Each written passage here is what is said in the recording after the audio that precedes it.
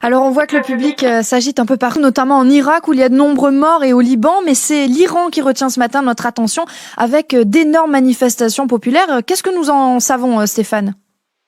On sait parce que le guide suprême en personne, Ali Khamenei, est sorti de son silence pour l'occasion, que la contestation violente a gagné 100 villes d'Iran, des centaines de milliers de personnes, sans doute des millions, sont descendues dans les rues.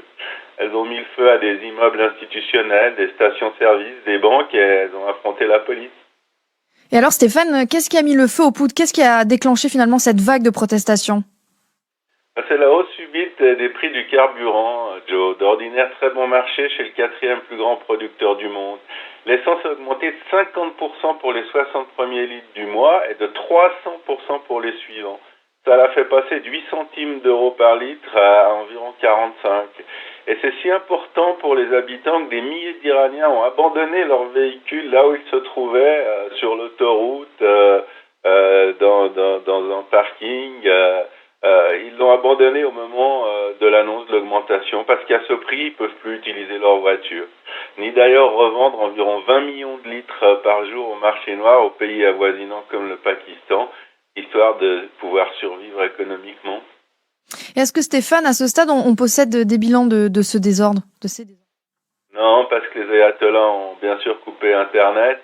Officiellement, il y a 3 morts, 2 représentants de l'ordre khoméniste et un émeutier, mais on est certainement très loin du compte. On sait qu'il y a eu des milliers d'arrestations et ça nous donne un ordre de référence. Et est-ce qu'on sait ce qui a poussé le gouvernement à augmenter le prix du carburant, Stéphane? Il ne savait pas ce qu'il allait générer? Les ayatollahs n'ont absolument plus d'argent, ils sont complètement fauchés, Joe. Ils pensaient que la hausse du carburant constituait l'un des derniers postes sur lequel ils pourraient grappiller quelques devises, visiblement. Ils n'avaient pas le choix, mais ils sont quand même trompés. Alors est-ce que, Stéphane, ce sont finalement les gardiens de la révolution khoménéiste, les tristement célèbres Pasdaran qui s'opposent aux manifestants? En principe, non, parce que les Pasdaran forment une unité d'élite de l'armée régulière et c'est pas l'armée qui s'oppose en principe tant qu'on n'en est pas vraiment à la révolution. C'est pas elle qui s'oppose à la population. En principe, c'est la police et les Basij, Joe, qui s'opposent aux Iraniens. Alors justement, vous dites que c'est probablement la police et les Bajides qui tentent donc de résister à la foule.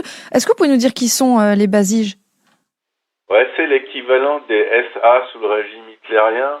Ce sont 10 millions de personnes sur 80 millions d'habitants qui comptent des avantages sociaux comme l'accès à la scolarité, aux soins médicaux, vous espionnent et rapportent vos moindres activités aux autorités, dans votre immeuble, sur votre lieu de travail, bref, partout. Le problème des théocrates au pouvoir est maintenant qu'ils n'ont même plus assez d'argent pour financer les avantages des basiges. Alors Stéphane, on comprend que le mécontentement ne concerne pas uniquement la hausse du prix de l'essence. Que veut la rue finalement? Finalement, comme tout le monde, elle veut tout simplement la liberté, la fin de ce régime moyenâgeux et répressif. Elle en a marre des pendaisons sur la place publique, des femmes exécutées après avoir été violées, du voile bien sûr, de la corruption omniprésente et des aventures militaires de l'Iran. L'Iran est par exemple le seul pays dans lequel les manifestants crient régulièrement, comme hier et avant-hier, à bas la Palestine et vive Israël. Et il y a plein d'informations de ce genre, notamment sur les exécutions capitales, leur nombre. Je crois que c'est le premier ou le deuxième pays qui tue le plus de concitoyens sur la planète. Et ces informations ne vous parviennent pas parce que l'Europe a choisi d'être l'ami de ce régime. Et jusqu'à maintenant, je n'ai pas compris exactement pourquoi. Alors, comme on le sait, Donald Trump est très critiqué pour son manque de réaction militaire aux attaques des ayatollahs contre les voies maritimes et les installations pétrolières en Arabie Saoudite. On dirait pourtant que finalement ces sanctions portent leurs fruits. Est-ce que Washington, finalement, Stéphane, est-il derrière ces manifestations? Bien sûr que les sanctions fonctionnent, Joanna. L'Amérique n'interdit rien, elle refuse simplement de travailler avec quiconque commerce avec l'Iran.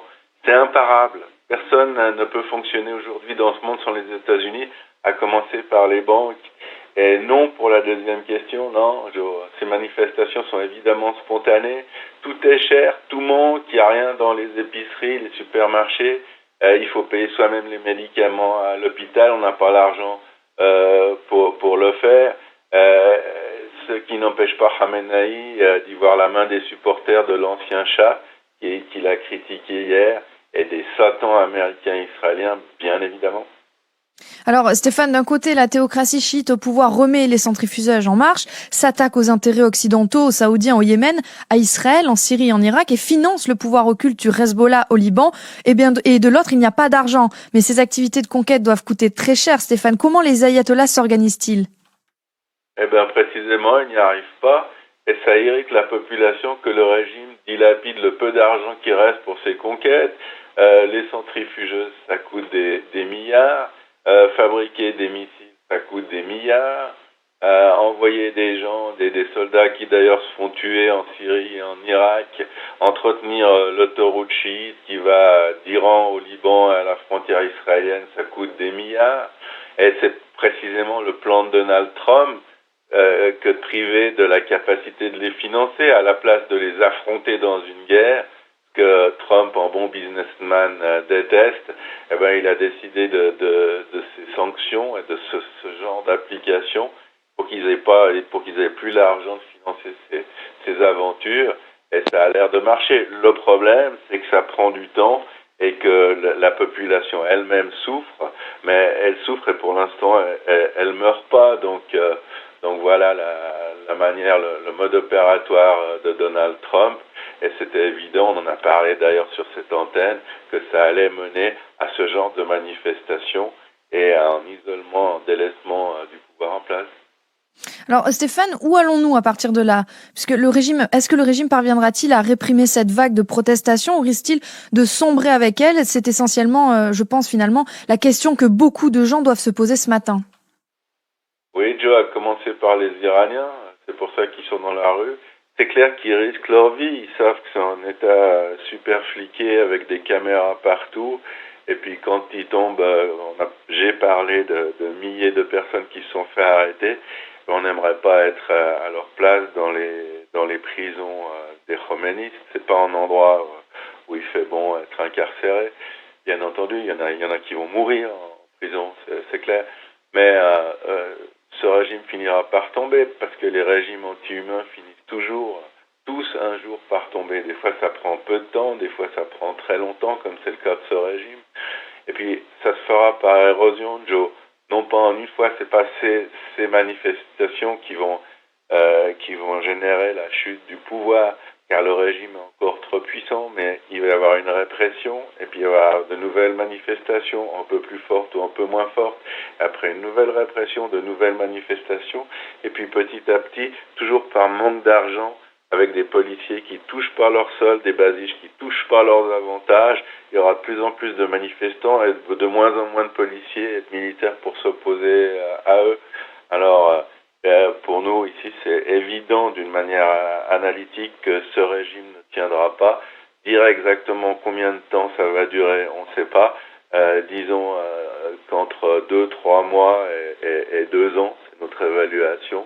Mais ce qu'on sait, malheureusement, c'est qu'il y aura des milliers de morts en chemin pour parvenir à la liberté, ce qui nous donne une idée de la chance que nous avons